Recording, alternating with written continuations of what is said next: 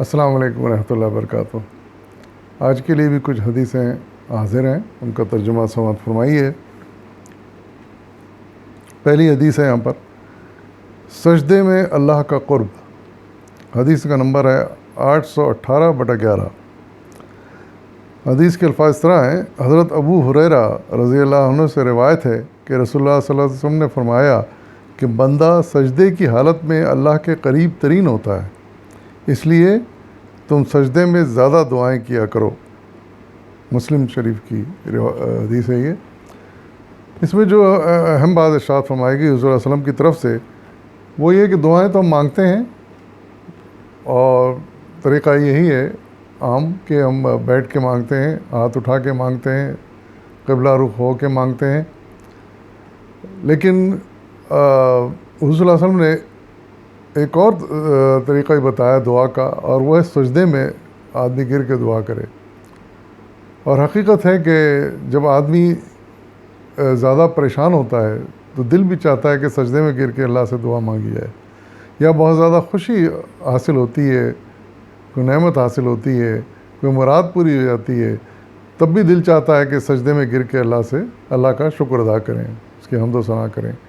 تو یہ بہترین طریقہ صلی اللہ علیہ وسلم نے بتایا ہے کہ انہیں جب شدت سے اللہ کا قرب حاصل کرنا ہو تو اس کا بہترین طریقہ یہ ہے کہ آدمی سجدے میں گر جائے اور اللہ سے دعا مانگے، جو مانگنا چاہتا ہے وہ مانگے، بس کیونکہ وہ وقت ہوتا ہے کہ بندہ اپنے رب کے بالکل قریب ہوتا ہے۔ تو یقین سے کہا جا سکتا ہے کہ جب اتنا قریب سے بندہ آواز دے گا اپنے رب کو، تو رب اس کے پھر جواب میں اس کی مراد ضرور پوری کرے گا۔ تو وقت ضرورت ہمیں یہ طریقہ بھی دعا کا اختیار کرنا چاہیے۔ دوسری حدیث ہے درود کی فضیلت۔ حدیث نمبر 860/3۔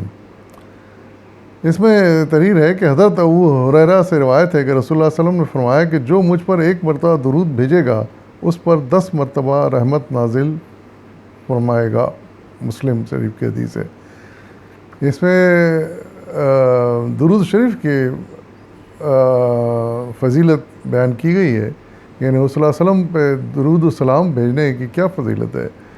یعنی اس ارشاد فرمایا جا رہا ہے کہ ایک مرتبہ اگر ہم صلی اللہ علیہ وسلم پہ سلام بھیجیں گے یا درود بھیجیں گے تو اس کا ہمیں 10 گنا ثواب ملے گا، 10 گنا ثواب ملے گا اس کا۔ تو بتائیے کتنی بڑی فضیلت ہے، ایک مرتبہ ہم درود بھیجیں، ہم 10 گنا اس کا ثواب ہم اس کا حاصل کریں۔ تو کوشش یہ کرنی چاہیے کہ جب بھی موقع ہو، جب بھی یاد آ جائے، یا جب بھی صلی اللہ علیہ وسلم کا ذکر آ جائے تو صلی اللہ علیہ وسلم پہ درود اور سلام ضرور بھیجا جائے، اور اس کے لیے درود شریف کے مختلف الفاظ احادیث میں آئیں تو وہ پڑھے جا سکتے ہیں۔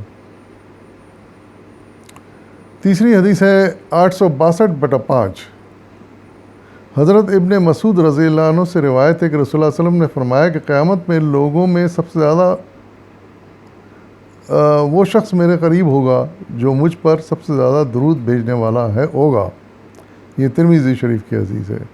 اس میں بھی درود کی فضیلت بیان کی گئی ہے، یعنی ایک تو یہ فضیلت جیسے اوپر پچھلے حدیث میں پڑھی میں نے کہ 10 گنا اس کا ثواب ملے گا، اور خدا جانے اس کا کتنا ثواب ہے جو کہ 10 گنا ہو کر ہم کو ملے گا۔ پھر دوسری ابھی جو حدیث میں نے پڑھی اس کا مطلب یہ ہے کہ قیامت کے دن حضور صلی اللہ علیہ وسلم کے ہم کو سب سے زیادہ ضرورت ہوگی ان کے قرب کی۔ ظاہر ہے کہ ایک عجیب سا منظر ہوگا، دنیا کا پوری کائنات کے لوگ موجود ہوں گے، اللہ تعالیٰ اور اس کے فرشتے بھی موجود ہوں گے، سب یعنی مخلوقات ہوں گی اس وقت۔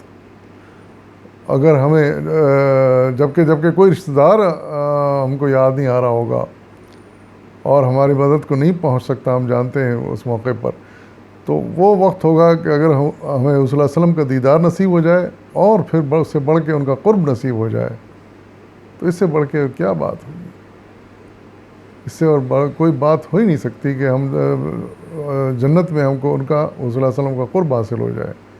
تو ہر شخص کی، ہر مسلمان کی، ہر مومن کی خواہش ہونی چاہیے کہ ہمیں صلی اللہ علیہ وسلم کا قرب حاصل ہو جائے اس وقت جنت میں۔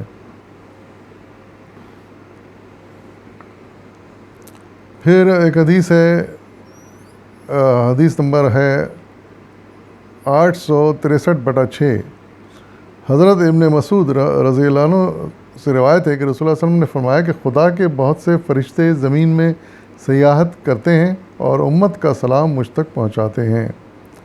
دارمی اور نسائی کی حدیث ہے یہ حدیث بھی درود سے متعلق ہے، یعنی جب ہم درود سلام بھیجتے ہیں صلی اللہ علیہ وسلم پہ تو فرشتے تو ہم جانتے ہیں کہ گھومتے پھرتے ہیں پورے کائنات میں، پوری دنیا میں، اور ان کی اسپیڈ بھی ہم جانتے ہیں کہ روشنی کی رفتار سے زیادہ ہوتی ہے، اسی لیے ہم کو نظر نہیں آتے۔ یہ ذکر پہلے آ چکا ہے قرآن کی کسی تشریح میں۔ تو وہ فرشتے جب ان کا گزر ہوتا ہے نیک لوگوں کی طرف سے، نماز وہ دیکھتے ہیں بندے نماز پڑھ رہے ہیں، دعا کر رہے ہیں، عبادت کر رہے ہیں، تو وہ سلام پہنچاتے ہیں، ان کا سلام لیتے ہیں۔ جب دیکھتے ہیں فرشتے کے سلام خاص طور سے جب بھیجا جا رہا ہے صلی اللہ علیہ وسلم پہ، تو وہ سلام ان کو پہنچایا جاتا ہے، وہ فرشتے ان تک صلی اللہ علیہ وسلم تک پہنچاتے ہیں وہ سلام اور درود اور دعا۔ آپ بتائیے کہ کیا اچھا اس کا بدل ملتا ہے۔ ہمارا سلام حضور صلی اللہ علیہ وسلم تک فرشتے پہنچا دیتے ہیں، اس سے بڑھ کے اور کیا بات ہوگی۔ اللہ تعالیٰ قبول کرے جو بھی ہم درود سلام بھیجتے ہیں ان کے اوپر۔ پھر ایک حدیث ہے دعا کی قبولیت، یہ حدیث نمبر 906/10، حضرت ابو امامہ سے روایت ہے کہ رسول اللہ صلی اللہ علیہ وسلم سے پوچھا گیا کہ دعا کس وقت زیادہ قبول ہوتی ہے، تو فرمایا رات کے درمیانی حصے میں اور فرض نمازوں کے بعد۔ یہ ترمذی شریف کی حدیث ہے۔ یعنی دعا قبول تو اللہ تعالیٰ کسی اور بھی کر سکتا ہے، جب بھی ہم دل سے مانگیں گے تو اللہ تعالیٰ ضرور قبول کرتا ہے۔ امید کی جاتی ہے کہ یقیناً قبول ہوگی دعا، اگر خالص اللہ سے مانگی جائے اور دل لگا کے مانگی جائے۔ لیکن اس کے جو اوقات زیادہ امکان ہے اس دعا قبول ہونے کے، وہ بتائیں گے کہ رات کے درمیانی حصے میں، یعنی آدھی رات کے وقت، کیونکہ ظاہر ہے کہ وہ بالکل ہی سکون کا وقت ہوتا ہے، کوئی ڈسٹربنس نہیں ہوتی اور پورا دل لگا کے انسان دعا کر سکتا ہے، عبادت کر سکتا ہے، تو وہ دعا اس وقت جو کی جائے وہ قبول ہوتی ہے۔ یا دوسرا وقت بتایا جا رہا ہے کہ فرض نمازوں کے بعد، کہ یعنی فرض نماز پڑھنے کے بعد بہتر ہے کہ ہم دعا کر لیں، کیونکہ یہ قبولیت کا وقت ہوتا ہے۔ یعنی کچھ اور بھی اوقات بتائے گئے ہیں حدیثوں میں، مثال کے طور پر اذان کے بعد ہم جو دعا کرتے ہیں وہ قبولیت کا درجہ آپ کو حاصل ہوتا ہے۔ اسی طریقے سے یہاں بھی یہ دو وقت بتائے گئے کہ رات کا درمیانی حصہ اور فرض نمازوں کے پڑھنے کے فوراً بعد کوئی تسبیح ہلکی سی پڑھ لیں اور دعا کریں تو وہ قبولیت کے زیادہ امکان ہوتے ہیں اس کے۔ پھر ایک حدیث ہے سجدہ سہو، یعنی نماز میں غلطی ہو جائے تو کیا کیا جائے، اس کے لیے سجدہ۔ یہ حدیث نمبر 952/5 ہے، حضرت عبداللہ بن بحینہ رضی اللہ عنہ کہتے ہیں کہ رسول اللہ صلی اللہ علیہ وسلم نے صحابہ کو ظہر کی نماز پڑھائی اور 2 رکعت کے بعد بجائے قاعدہ میں بیٹھنے کے کھڑے ہو گئے۔ صحابہ نے پھر اللہ اکبر قائل تکبیر کی آواز بلند کی تو حضور نے سلام پھیرنے سے پہلے 2 سجدے کیے اور پھر سلام پھیرا۔ بخاری و مسلم کی حدیث ہے۔ یہ بڑی اہم حدیث ہے اس لحاظ سے کہ نماز پڑھتے وقت غلطیاں ہم سے ہوتی ہیں۔ امام سے غلطی ہو، اگر جماعت میں پڑھ رہے ہوں تو پھر اس کی ذمہ داری ہے کہ اس سجدے سے وہ ادا کرے، اور اگر ہم پڑھ رہے ہوں ہم سے بھی کوئی بڑی یعنی کوئی لفظ کی بھول چوک ہو جائے تو وہ تو اس میں کوئی حرج نہیں ہے، اللہ تعالیٰ معاف کرنے والا ہے تلاوت میں اس میں۔